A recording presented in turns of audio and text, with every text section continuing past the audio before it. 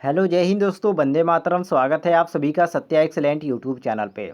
दोस्तों, एक वीडियो में आपको पहले ही दे चुका हूं जो कि पार्ट 1 था। आप यहां पर देख सकते हैं आज की जो वीडियो है पार्ट 2 है, जिसमें मैं दोस्तों आपको बहुत ही इंपॉर्टेंट क्वेश्चन बताया था। जो लोग देखे होंगे उन लोगों के लिए अच्छा है, वो लोग समझ सकते हैं कितना इंपॉर्टेंट क्वेश्चन था। और जो लोग नहीं देखे हैं वो देखना चाहते हैं तो इस वीडियो के डिस्क्रिप्शन में आपको लिंक दे दिया गया है पहले वीडियो का, आप वहाँ से जाकर देख सकते हैं। ये जो क्वेश्चन है ट्रांसफार्मर टॉपिक से दिया गया है, जो कि ऑब्जेक्टिव टाइप के क्वेश्चन हैं और ऐसे क्वेश्चन परीक्षाओं में बार बार पूछे जाते हैं। तो चलिए दोस्तों, आज का क्वेश्चन हम स्टार्ट करते हैं। क्वेश्चन स्टार्ट करने से पहले आपसे एक छोटा सा रिक्वेस्ट करते हैं कि आप इस वीडियो पर एक लाइक जरूर कर दीजिएगा। चलिए हम क्वेश्चन स्टार्ट करते हैं क्वेश्चन नंबर 26 से। कह रहा है क्वेश्चन की करंट ट्रांसफार्मर का प्रयोग निम्नलिखित में से किस माप यंत्र के साथ किया जाता है। तो दोस्तों, करंट ट्रांसफार्मर का प्रयोग अमीटर तथा वोल्ट मीटर दोनों माप यंत्रों के साथ किया जाता है। और सीटी का यदि बात करें कि इसका उपयोग का, तो सीटी का प्रयोग अमीटर के साथ किया जाता है और इससे हम वोल्ट मीटर के साथ भी जोड़ा जाता है। ठीक है। और वोल्ट मीटर का यदि ज्ञात प्रतिरोध तथा धारा का गुणनफल से बात किया जाए तो ये आई आर होता है। ठीक है। क्या होता है दोस्तों? आई आर होता है और वोल्टेज ड्रॉप होगा, जिससे हम वोल्ट मीटर की रीडिंग पर विभव भी पढ़ा करते हैं। तो यहाँ पर क्वेश्चन के अनुसार हमारा हो जाता है correct answer option number C, अर्थात ए व बी दोनों, मतलब कि अमीटर और वोल्ट मीटर दोनों। क्लियर हो गया दोस्तों? आगे बढ़ते हैं हम क्वेश्चन नंबर 27 पे। कह रहा है क्वेश्चन की ट्रांसफार्मर क्लोड का पटलन निम्नलिखित घटाने के लिए किया जाता है। वेरी वेरी इंपॉर्टेंट क्वेश्चन है। देखिए, ट्रांसफार्मर क्लोड का पटलन जो होता है ये भावर धारा हानियां घटाने के लिए किया जाता है, जिसका सूत्र होता है जो कि मैं आपको पहले ही वीडियो में बता चुका हूँ, डब्ल्यू ई बराबर के E B base M square F square F square T square भी होता है इसका सूत्र। ठीक है। जहाँ मैं आपको पूरी जानकारी दे चुका हूँ कि इसमें आपका डब्ल्यू क्या है, के क्या है, बी क्या है, एफ क्या है, टी क्या है, भी क्या है। यदि आपने नहीं देखा है वीडियो तो इस वीडियो के डिस्क्रिप्शन में आपको लिंक मिल जाएगा, वहाँ से जाकर देख सकते हैं। तो दोस्तों, ये थी इसका जानकारी। तो यहाँ पर क्वेश्चन के अनुसार आपका सही हो जाता है ऑप्शन नंबर जो आपका ए दिया गया है, भावर धारा हानि। तो यहाँ पर ऑप्शन नंबर ए हमारा करेक्ट आंसर हो जाएगा। आगे बढ़ते हैं हम क्वेश्चन नंबर 28 पे। कह रहा है क्वेश्चन के स्टेप ऑफ ट्रांसफार्मर निम्नलिखित में वृद्धि करता है। जो आपका स्टेप ऑफ ट्रांसफार्मर होता है वो किस में वृद्धि करता है? तो दोस्तों, स्टेप ऑफ ट्रांसफार्मर वोल्टेज में वृद्धि करता है तथा धारा में क्या करता है? कम ही करता है। इस तरह ही हम आपको बता सकते हैं। चलिए ऑप्शन देख लेते हैं इसमें क्या दिया गया। तो यहाँ पर आपका जो पहला ऑप्शन दिया गया ये हमारा पहला ऑप्शन ही करेक्ट आंसर हो जाएगा। क्लियर होगा दोस्तों? यदि आपको वीडियो पसंद आ रही है तो अभी से वीडियो पर एक लाइक जरूर कर दीजिए। चलिए हम आगे बढ़ते हैं क्वेश्चन नंबर 29 पे। कह रहा है क्वेश्चन कि एक ट्रांसफार्मर में पूर्ण भार पर हानि अर्थात लॉसेस 1000 वाट है, आधे भार पर हानि कितनी होगी? वेरी वेरी इंपॉर्टेंट क्वेश्चन है। देखिए, पूर्ण भार पर आपका किया दिया है 1000 वाट दिया गया और अर्ध लोड हानि पर कह रहा है। तो अर्ध लोड हानि के लिए हमारा सूत्र होता है पूर्ण भार हानि गुणे 1/2 का स्क्वायर होता है। तो 2 का स्क्वायर कितना होगा? 4 हो जाएगा। तो यहाँ पर हम क्या लिख देंगे? पूर्ण भार, अर्थात यहाँ पर जो पूर्ण भार हानि है वो हमारा 1000 है और गुणे हम क्या करेंगे दोस्तों? 1/4, क्योंकि 2 का स्क्वायर सूत्र में होता है। तो यहाँ पर आपका हो जाएगा 1/4। तो यहाँ पर हो जाएगा दोस्तों 250 चौके आपका हो जाता है 1000, जो कि यहाँ पर हमारा दिया गया ऑप्शन नंबर देख सकते हैं, यहाँ पर डी दिया गया है। तो क्वेश्चन के अनुसार हमारा ऑप्शन नंबर जो डी दिया गया है ये डी ऑप्शन हमारा सही हो जाता है। क्लियर हो गया दोस्तों? आगे बढ़ते हैं हम क्वेश्चन नंबर 30 पे। कह रहा है क्वेश्चन की सिंगल फेज ट्रांसफार्मर में पूर्ण भार ताम्र हानि अर्थात copper losses at the full load किस परीक्षण से ज्ञात हो सकती है? तो दोस्तों देखिए, सिंगल फेज ट्रांसफार्मर में पूर्ण भार पर ताम्र हानि लघुपथ परीक्षण मतलब शॉर्ट सर्किट परीक्षण से ज्ञात किया जा सकता है, जो कि यहाँ पर क्वेश्चन के अनुसार हमारा दिया गया option number B correct answer. Clear होगा दोस्तों? आगे बढ़ते हैं हम क्वेश्चन नंबर 31 पे। कह रहा है क्वेश्चन की एक ऊंचाई ट्रांसफार्मर मतलब कि स्टेप ऑफ ट्रांसफार्मर के द्वितीय अर्थात सेकेंडरी के संदर्भ में कौन सा कथन सही है? सारे कथनों को पढ़ना पड़ेगा। पहला ऑप्शन दिया गया है आपका वोल्टेज कम होती है और धारा बढ़ती है, आवृत्ति स्थिर रहती है, जो कि यहाँ पर बिल्कुल गलत दिया गया है। दूसरा देखते हैं। दूसरा दिया गया है कि वोल्टता बढ़ती है, धारा कम होती है और के वी स्थिर रहते हैं। बिल्कुल सही है दोस्तों, ये आपका सही होगा। चलिए नीचे देखते हैं। यहाँ पर दिया गया है कि धारा कम होती है, केवीए कम होती है, चुंबकीय बल बढ़ता है। बिल्कुल गलत है। यहाँ पर देखिए केवीए आवृत्ति अर्थात फ्रीक्वेंसी, वोल्टता तीनों बढ़ती है। बिल्कुल गलती है दोस्तों। तो यहाँ पर जो आपका सही मिलता है वो आपका ऑप्शन नंबर बी मिलता है, अर्थात एक ऊंचाई ट्रांसफार्मर के द्वितीयक के संदर्भ में वोल्टता बढ़ती है, धारा कम होती है और केवीए क्या रहती है, स्थिर रहती है। और ऊंचाई की बात किया जाए अर्थात जो आपका ऊंचाई ट्रांसफार्मर है उसमें द्वितीय कुंडल में फेरों की संख्या प्राथमिक की अपेक्षा अधिक होती है। तो इसको भी ध्यान रखिएगा। तो क्वेश्चन के अनुसार हमारा सही हो जाता है option number B correct answer. Clear होगा दोस्तों। चलिए हम आगे बढ़ते हैं नेक्स्ट क्वेश्चन। नेक्स्ट क्वेश्चन है दोस्तों क्वेश्चन नंबर 32। कह रहा है क्वेश्चन की ट्रांसफार्मर में टैप चार्जर का क्या कार्य है। Very very important question. तो दोस्तों देखिए ट्रांसफार्मर में टैप जो आपका चेंजर होता है, सॉरी मैंने चार्जर का चेंजर होता है, उसका कार्य होता है वोल्टता अनुपात को भार के अनुसार नियंत्रित करना। ठीक है, इसको आप ध्यान रखिएगा। और ये दोस्तों यह एक प्रकार का सिलेक्टर स्विच है और जो कि ट्रांसफार्मर की उच्च वोल्टता कुंडल के वर्तनों के साथ जुड़ा रहता है। तो इसको भी ध्यान रखिएगा। चलिए हम ऑप्शन देख लेते हैं क्या दिया गया है। यहाँ पर आपका ऑप्शन दिया गया है दक्षता बढ़ाना, बी ऑप्शन दिया गया ताम्र हानि को कम करना और सी ऑप्शन दिया गया क्षरण धारा को कम करना और वोल्टता अनुपात को भार के अनुसार नियंत्रित करना, जो कि यहाँ पर हमारा ऑप्शन नंबर डी दिया गया है। तो क्वेश्चन के अनुसार हमारा option number D correct answer हो जाता है। आगे बढ़ते हैं क्वेश्चन नंबर 33 पे। कह रहा है क्वेश्चन कि एक ट्रांसफार्मर किस सिद्धांत पर काम करता है। Very very important question. और दोस्तों मैं आपको बता दूं बहुत ही आपका इजी क्वेश्चन है, क्योंकि दोस्तों आप सभी को मालूम है कि ट्रांसफार्मर अनोन्य प्रेरण के सिद्धांत पर कार्य करता है, क्योंकि परिपथ के अस्तित्व केवल एसी परिपथ में होता है, इसलिए ट्रांसफार्मर भी केवल एसी सप्लाई पर कार्य कर सकता है, न कि डीसी सप्लाई पर। तो इसको आप क्लियर कर लीजिएगा। तो यहाँ पर क्वेश्चन के अनुसार हमारा सही हो जाता है option number A correct answer. Clear हो गया दोस्तों। आगे बढ़ते हैं हम क्वेश्चन नंबर 34 पे। कह रहा है क्वेश्चन कि एक स्वपरिमित मतलब कि ऑटो ट्रांसफार्मर का प्रमुख उपयोग क्या है। इसका प्रमुख उपयोग पूछा जा रहा है। तो दोस्तों देखिए एक ऑटो ट्रांसफार्मर का जो प्रमुख उपयोग होता है वो परिवर्तनशील ट्रांसफार्मर जैसा कार्य करना होता है। ठीक है, और ऑटो ट्रांसफार्मर में केवल एक कुंडली होती है, इसको भी ध्यान रखिएगा, जो कि प्राथमिक तथा द्वितीयक दोनों कुंडलियों पर कार्य करती है।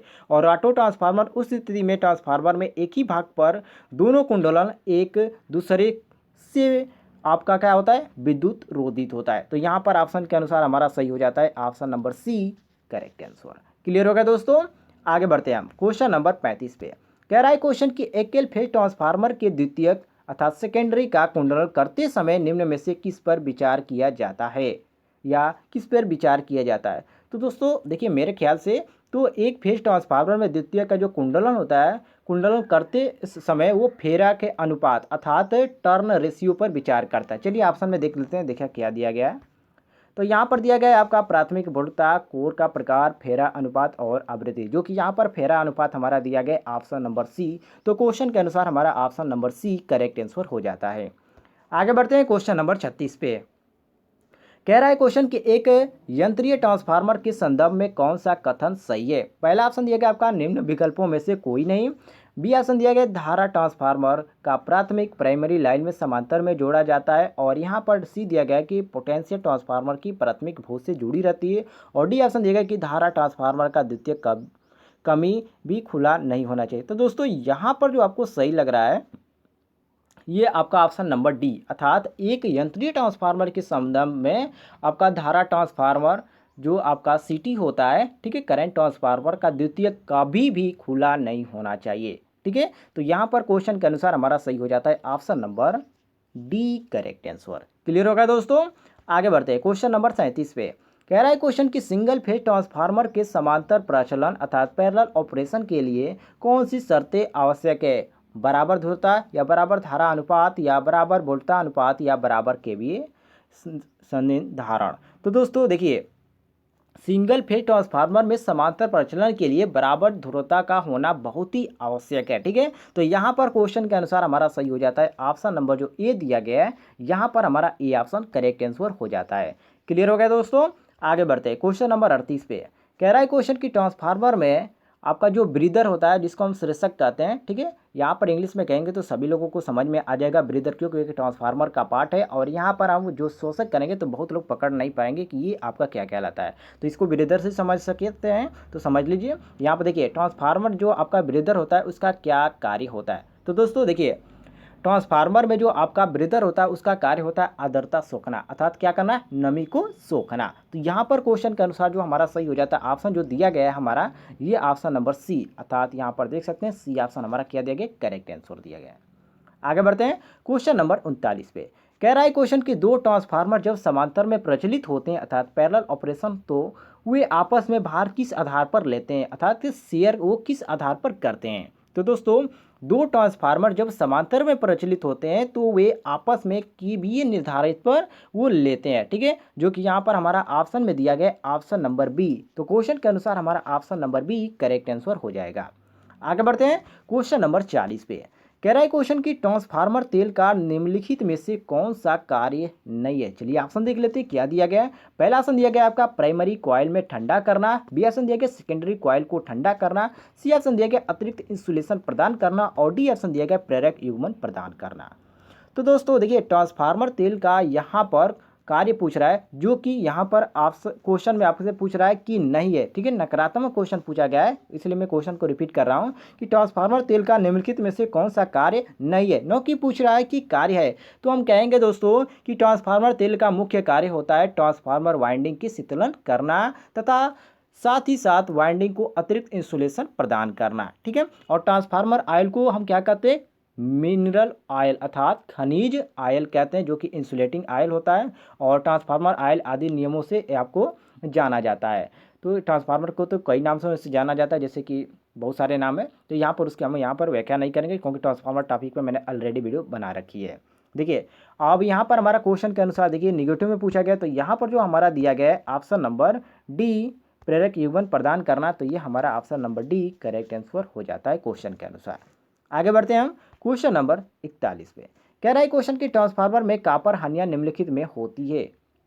जो आपकी कॉपर हानियां होती है ये किस किस में होती है। तो दोस्तों ट्रांसफार्मर में कॉपर हानियां वाइंडिंग में होती है तथा ट्रांसफार्मर के लौह हानियां क्रोड में होती है और लौह हानियों के अतिरिक्त भावार धारा हानियां तथा हिस्टेरिस हानियां भी इसमें आती है। तो यहाँ पर हमसे केवल पूछ रहा है, यहाँ पर कॉपर हानियां पूछ रहा है कि निम्नलिखित में से किस किस में होती है, तो ये आपकी होती है वाइंडिंग में। तो क्वेश्चन के अनुसार हमारा सही हो जाता है option number B correct answer. आगे बढ़ते हैं क्वेश्चन नंबर 42 पे। कह रहा है क्वेश्चन की ट्रांसफार्मर में प्राइमरी और सेकेंडरी के बीच इंसुलेशन प्रतिरोध होता है, शून्य होता है या 1 किलो ओम या 100 किलो ओम या इन्फिनिटिव मतलब कि अनंत। तो दोस्तों ध्यान दीजिएगा ट्रांसफार्मर में प्राइमरी और सेकेंडरी के बीच जो प्रतिरोध होता है वो आपका इन्फिनिटिव होता है। तो यहाँ पर आपका जो ऑप्शन में दिया गया अनंत, ये हमारा option number D correct answer हो जाएगा। आगे बढ़ते हैं हम क्वेश्चन नंबर 43 पे। कह रहा है क्वेश्चन की समांतर प्रचालन के लिए संभव 3 से 3 फेज ट्रांसफार्मर संबंध है, अर्थात यहाँ पर ऑप्शन दिया गया है डेल्टा स्टार से डेल्टा यहाँ पर स्टार या डेल्टा डेल्टा से डेल्टा स्टार या स्टार स्टार डेल्टा स्टार या डेल्टा स्टार स्टार डेल्टा। तो दोस्तों देखिए समांतर प्रचलन के लिए इसमें जो संभव होता है वो आपका ट्रांसफार्मर में डेल्टा स्टार और आपका डेल्टा स्टार संबंध होता है, जो कि यहाँ पर ऑप्शन में हमारा दिया गया ऑप्शन नंबर 1। तो क्वेश्चन के अनुसार हमारा ऑप्शन नंबर 1 करेक्ट आंसर हो जाएगा। आगे बढ़ते हैं क्वेश्चन नंबर 44 पे।